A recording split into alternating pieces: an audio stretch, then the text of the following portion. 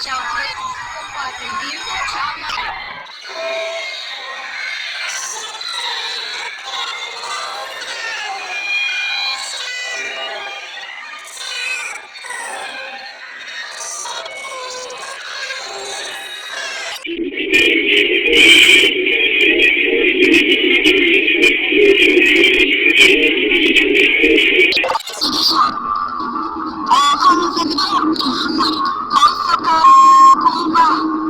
Vamos te falar palavrão. que é feio. Não interessa, que Hein? Você é um cara.